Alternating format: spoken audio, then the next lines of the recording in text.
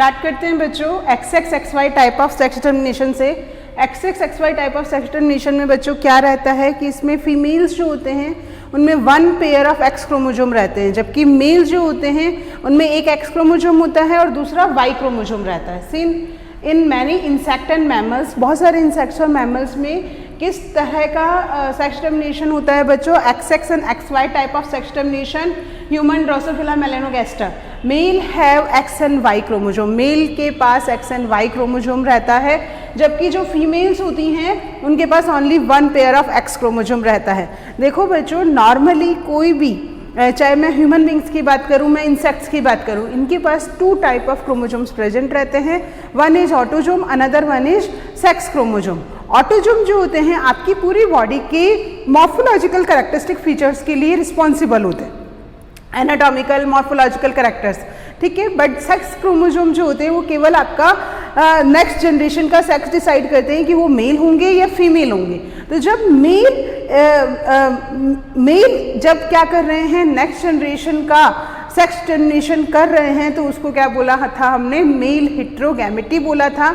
यहाँ पे क्यों कर रहे हैं वो नेक्स्ट जनरेशन का सेक्स डिटर्मिनेशन? बिकॉज इनके पास 2 type of sex chromosome present होते हैं बच्चों, X एंड Y क्रोमोजोम, जबकि फीमेल्स के पास only 1 type of X chromosome present होते हैं और 1 टाइप ऑफ क्रोमोजोम ही प्रेजेंट है, दैट इज X, जो कि पेयर में रहते हैं। तो जब हम इनके बीच में क्रॉस करवाएंगे तो क्रॉस कराने पर जब क्या होता है बच्चों कि X से मिल रहा है तो क्या होता है? फीमेल्स फॉर्म होंगी। बट जब X Y के साथ ना ज्वाइन होता है तो ऑलवेज क्या रहती है? पॉसिबिलिटी मेल होने की होती है। तो क्लियर हुआ XX and XY type of sex determination in which females have only 1 type of X chromosome और male have 2 type of chromosome, one is X and another one is Y, ठीक है। Next आते हैं XX and XO type of sex determination, जो mainly grasshopper में मिलता है बच्चों। इनमें क्या रहता है? इनकी फीमेल्स जो होती हैं ऑटोजोमल क्रोमोजोम्स के अलावा 1 पेयर ऑफ X क्रोमोजोम उनके पास प्रेजेंट होते हैं, जबकि इनके जो मेल्स होते हैं उनमें आपके ऑटोजोमल क्रोमोजोम होने के साथ साथ क्या होता है बच्चों? ओनली 1 X क्रोमोजोम प्रेजेंट होता है, पेयरिंग नहीं होती है। X क्रोमोजोम ओनली 1 होता है बच्चों इनके पास, जो हम यहाँ पे देख रहे हैं, ठीक है। तो मेल जो होते हैं जब क्या कर रहे हैं बच्चों, फीमेल्स के X क्रोमोजोम के साथ जोड़ते हैं, मेल का X क्रोमोजोम फीमेल के X क्रोमोजोम के साथ मिलेगा तो ऑलवेज फीमेल्स का फॉर्मेशन होता है, और मेल का एक क्रोमोजोम जो है वो अल्टीमेटली क्या बना लेता है? किस में कन्वर्ट हो जाता है बच्चों? वो अल्टीमेटली मेल में कन्वर्ट हो जाता है। तो इसीलिए हमें ये ध्यान रखना है कि इनके फीमेल्स के पास a pair of X chromosome है और मेल के पास ओनली 1 X क्रोमोजोम है। तो मेल का X क्रोमोजोम फीमेल के X क्रोमोजोम के साथ मिलके तो क्या बना लेता है बच्चों? फीमेल्स फॉर्म करता है। बट जो बचा हुआ फीमेल के पास X क्रोमोजोम होता है वो किस में कन्वर्ट हो जाता है? वो मेल में कन्वर्ट हो जाता है। इसको ही हम क्या कहते हैं? XX XO type of sex determination बोलते हैं बच्चों, कि यहाँ पे ये मेल है जो कि मेल ऑल्सो मेल ही रिस्पॉन्सिबल है for the next generation of sex determination. Clear हो गई बच्चों बात? Females a pair of X chromosome रखती है, इनमें से एक X दूसरे मेल के X से मिलके तो फीमेल बना लेता है, और बचा हुआ जो X होता है वो बचा हुआ X क्या कर रहा है बच्चों? मेल में कन्वर्ट हो जाता है, ठीक है। नेक्स्ट आता है ZZ and ZW type of sex determination, जो कि mainly birds, fowl and fishes में मिलता है। ये आपका किसका एग्जाम्पल है बच्चों? फीमेल हेटेरोगैमेटी का एग्जाम्पल है, because here females have 2 type of sex chromosome, one is Z and another one is W, और male have only 1 type of sex chromosome, that is Z chromosome. Clear? तो यहाँ पे again हमें समझ में आ जाएगा कि मेल जो हैं only 1 type of gametes form करेंगे। कौन से होंगे वो? A प्लस Z, जबकि फीमेल्स जो होंगी 2 टाइप ऑफ गैमेट्स को फॉर्म करेंगी, A plus Z and A plus W। अब यहाँ पे A प्लस Z के साथ जब मिलेगा तो ऑलवेज मेल का फॉर्मेशन होगा, but A plus Z A plus W के साथ जब मिक्स होगा तो क्या बनेंगी बच्चों, ऑलवेज फीमेल्स का फॉर्मेशन होता है। तो यहाँ पे क्या हो रहा है बच्चों, फीमेल्स नेक्स्ट जनरेशन का सेक्स डिटर्मिनेशन कर रही हैं, इसीलिए इसे हम क्या बोलते हैं, फीमेल हेटेरोगैमी। और ये कौन से टाइप का सेक्स डिटर्मिनेशन है बच्चों, Z Z Z W type of sex determination. Same ऐसे ही Z O Z Z type of sex determination है। Here females have only one Z chromosome, females के पास ओनली वन जेड क्रोमोजोम है, जबकि males के पास a pair of Z chromosome है। जो चीज़ मैंने वहाँ बताई थी बच्चों, वही चीज़ मैं यहाँ बता रही हूँ कि फीमेल्स के पास ओनली वन जेड क्रोमोजोम है, जबकि मेल्स के पास a pair of Z chromosome present है। तो मेल का पेयर ऑफ जेड क्रोमोजोम जब फीमेल के एक सिंगल जेड के साथ जुड़ता है तो ऑलवेज मेल बनता है, बट इसका जो बचा हुआ जेड क्रोमोजोम है वो ऑलवेज किस में कन्वर्ट हो जाता है, इसके फीमेल्स के इस क्रोमोजोम के साथ मिलके किससे में कन्वर्ट हो जाता है, फीमेल में कन्वर्ट हो जाता है। तो ये चीज़ बच्चों हमें ध्यान रखनी है कि इनमें भी फीमेल्स ही होती हैं जो कि क्या कर रही हैं, नेक्स्ट जनरेशन का सेक्स डिटर्मिनेशन करती हैं। और इसका एग्जाम्पल ये किस में मिलता है, Z O Z Z type of sex determination बच्चों कॉकरोच में मिलता है। ठीक है, तो ये mainly 4 type of sex determination आपने पढ़े। फर्स्ट ऑफ ऑल मैंने सेक्स डिटर्मिनेशन बताया male heterogamety and female heterogamety. Male heterogamety मैंने आप लोगों को बोला when male are decided, male decide करते हैं नेक्स्ट जनरेशन की सेक्स डिटर्मिनेशन को, और जब फीमेल्स डिसाइड करती हैं नेक्स्ट जनरेशन की सेक्स डिटर्मिनेशन को तो उसे फीमेल हेटेरोगैमेटी कहते हैं। यहाँ पे मेल हेटेरोगैमेटी में 2 टाइप ऑफ क्रोमोजोम प्रेजेंट होते हैं, सेम यही फीमेल हेटेरोगैमेटी में भी 2 टाइप ऑफ क्रोमोजोम प्रेजेंट होते हैं। अब यदि मेल हेटेरोगैमी के एग्जाम्पल देखें तो कौन कौन सा बताया मैंने, XX एंड XY, एंड दूसरा था XX and XO type of sex determination, जबकि फीमेल हेटेरोगैमी का था ZZ ZW type of sex determination and ZZ ZO type of sex determination. Clear, तो ये आपका हुआ सेक्स डिटर्मिनेशन। फिर आपका एक इन्होंने क्लियरली ह्यूमन बींग्स का और हनी बी का सेक्स डिटर्मिनेशन आपके सिलेबस में है बच्चों। तो ह्यूमन बींग्स की बात करते हैं तो मैंने अभी आपको बोला कि हमारे पास mainly 2 type of chromosome present होते हैं, one is autosome, another one is sex chromosome. तो ह्यूमन बींग्स हैव 46 क्रोमोजोम, ठीक है, इनके पास 46 क्रोमोजोम है, in which 44 chromosomes are autosome and 2 chromosomes are sex chromosome. ठीक है, इन ऑल द क्रोमोजोम्स, जितने भी क्रोमोजोम्स हैं वो ऑलवेज क्या रहते हैं, पेयरिंग में रहते हैं। तो बच्चों यहाँ हम 46 की जगह 23 पेयर भी बोल सकते हैं। 23 पेयर में से 22 pairs are autosomal and 1 pair are sex chromosome. Clear, तो human beings show XY type of sex determination. Out of 23 pair of chromosome, 22 are autosome. Females have 1 pair of X chromosome, male have X and Y chromosome. During spermatogenesis, male produce 2 type of gametes, X and Y, and during oogenesis, females form only 1 type of chromosome, that is X. An ovum fertilized by sperm carrying X chromosome developed into females and an ovum fertilized by sperm carrying a Y chromosome developed into male. ये हम starting से देखते आ रहे हैं। 44 plus XY, 44 में से यहाँ पे आएगा 22 plus X, 22 plus Y, there again 44 plus XX, 22 plus X। तो जब इसने इसके साथ कंबाइंड हुआ, दैट मीन्स X से कंबाइंड हुआ तो फीमेल्स बनी, XY के साथ कंबाइंड हुआ तो मेल का फॉर्मेशन हो गया। ठीक है, तो ये सिंपल आपने पढ़ा भी है, पहले भी पढ़ा है ह्यूमन बींग्स का sex determination. Hence it is evident that genetic constituents of sperm determine the sex of the child. In every pregnancy there is always 50% possibilities of either male or female child. So it is not correct to blame women for producing female child, कि always male ही responsible होते हैं for the sex determination in human beings.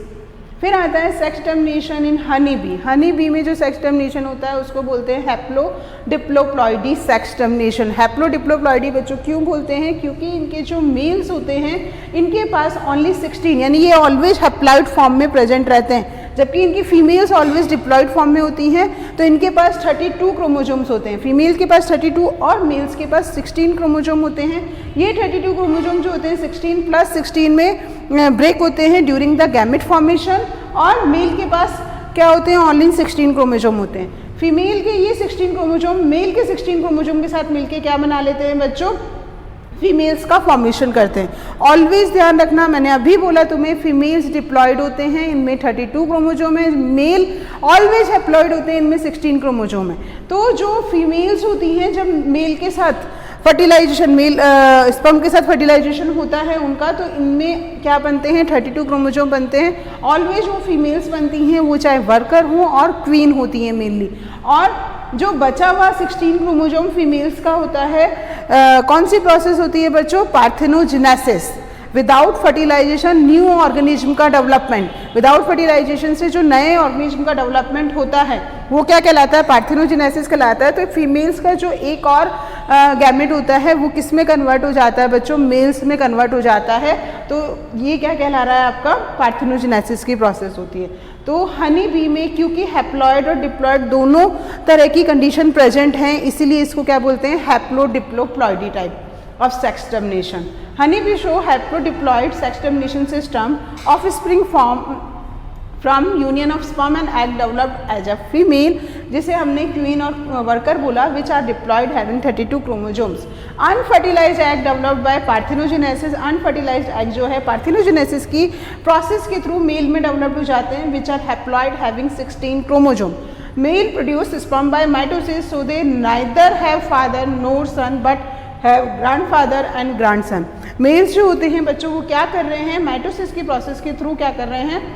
Mitosis की process के through sperm formation करते हैं, इसीलिए इनके पास ना तो फादर है ना सन है, इनकी ग्रैंडफादर और ग्रैंडसन तो होते हैं। ठीक है, क्लियर हुआ? देखो बच्चों यहाँ क्लियरली आपको पता चलेगा कि ये है, ये इससे फर्टिलाइज नहीं हो रहा, डैट मीन्स इसका पेरेंट यानी इसका फादर ये नहीं है, बट ये जिनसे बन रहा है, जिन फीमेल से बन रहा है। फीमेल कैसे बन रही थी? मेल और फीमेल के कॉम्बिनेशन से बन रही थी। तो इनके ग्रैंडफादर और इनके ग्रैंडसन तो हो सकते हैं, बट इनके फादर नहीं हो सकते, ना ही सन हो सकते हैं। क्लियर? तो ये समझ में आई आपको बात क्लियरली, सेक्स टर्मिनेशन इन हनी बी कैसे होता है। फिर बच्चों नेक्स्ट आता है pedigree analysis. What is the meaning of pedigree बच्चों? स्टार्टिंग से आप लोग फैमिली चार्ट बनाते हुए आ रहे हैं, है ना, कि ग्रैंडफादर, ग्रैंड मदर, उसके बाद क्या हो जाएंगे? पेरेंट्स हो जाएंगे, फिर चाइल्ड हो जाएंगे, ग्रैंडसन, ग्रैंड डॉटर, ये हम बनाते हुए आ रहे हैं। इसको जब हम जेनेटिकली यहाँ पे बता रहे हैं तो वो चीज़ क्या कहलाती है? Pedigree analysis, the study of inheritance of genetic trait. Genetic traits की इनहेरिटेंस को जब हम बता रहे हैं in several generation of human family in the form of family tree diagram, family tree diagram के फॉर्म में यदि हम इसको बता रहे हैं, that is pedigree analysis. What is the advantage of pedigree analysis? It is help in genetic counselling to avoid disorder in future generation.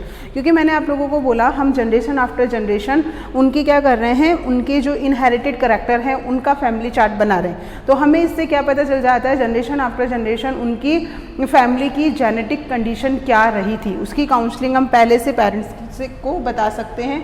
It show the origin of trait, की trait की exactly starting कहाँ से हुई थी and वो कैसे flow हुआ उस पूरी फैमिली में।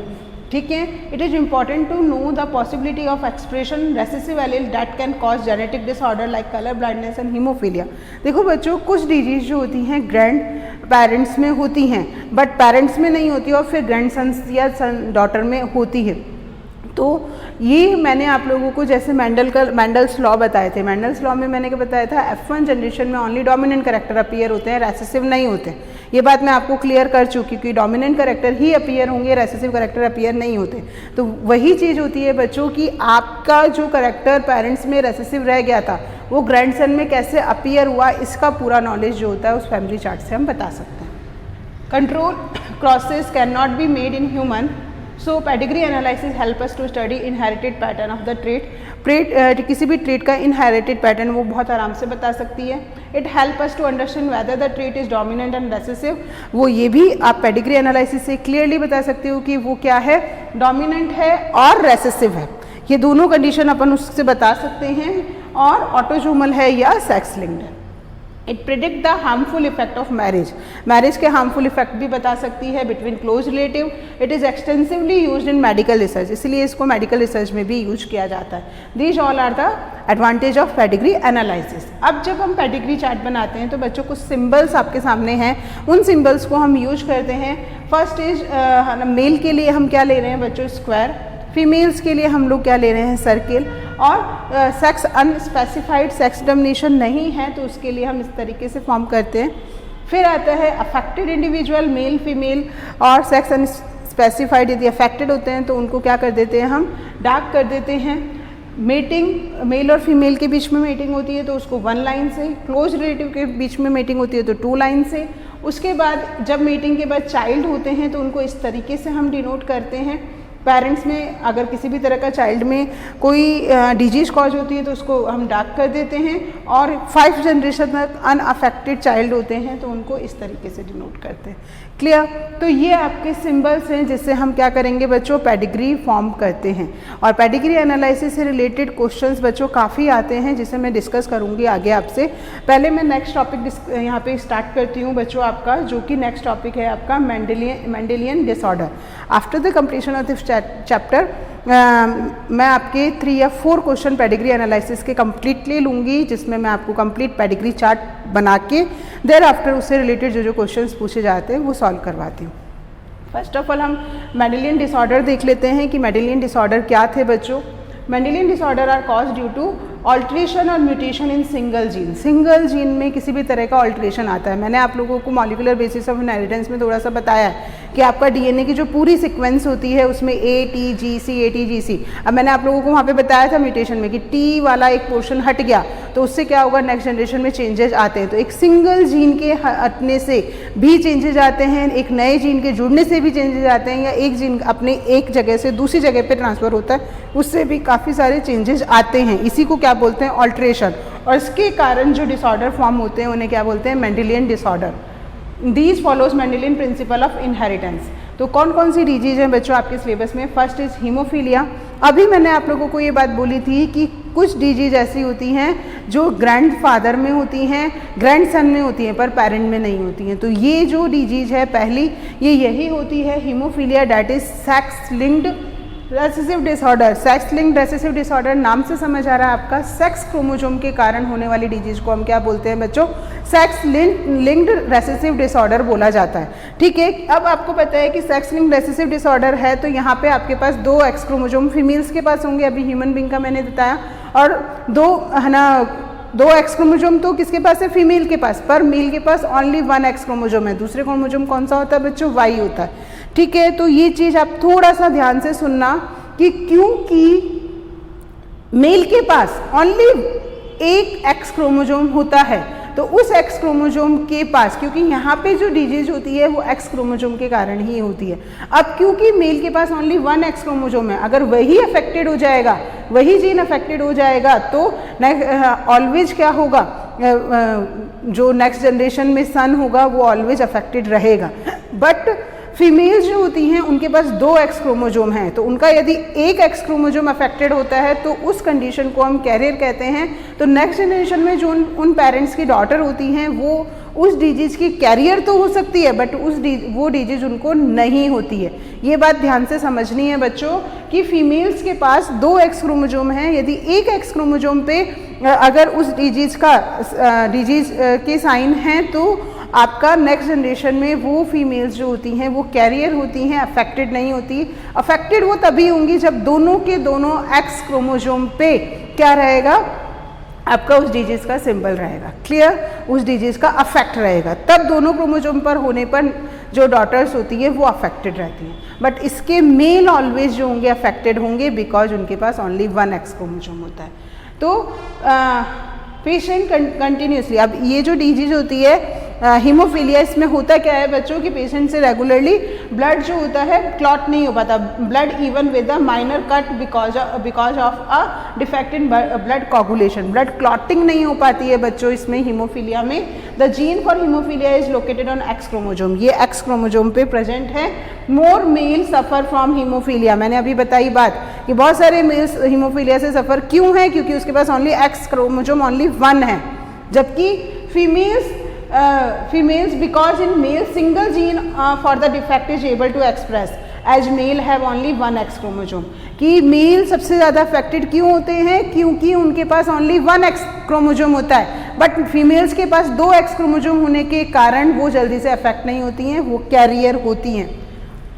The defective alleles produce non-functional protein which latter form a non-functional cascade of protein involved in blood clotting। अब ये बता रहा है कि ये जो जीन होता है, इस जीन का मेन जो काम था वो क्या कर रहा था, वो एक तरह के प्रोटीन को फॉर्म कर रहा था। वो प्रोटीन एक तरह का क्या बना रहा था, एक प्रोटीन का कैस्केड यानी प्रोटीन का एक ग्रुप बनाता है जो कि ब्लड क्लॉटिंग करता है। अब मान लो वो जीन नहीं है, उस जीन में डिफेक्ट होने के कारण वो उस मेन टाइप ऑफ प्रोटीन को फॉर्म नहीं कर रहा है, जिससे वो प्रोटीन कैस्केड नहीं बन रहा है, जिससे क्या होगा, ब्लड क्लॉटिंग नहीं होगी। तो defective allele produce non functional protein, वो नॉन फंक्शनल प्रोटीन बना रहा है जो non functional cascade protein form करता है, जो ब्लड क्लॉटिंग नहीं होने देता। फीमेल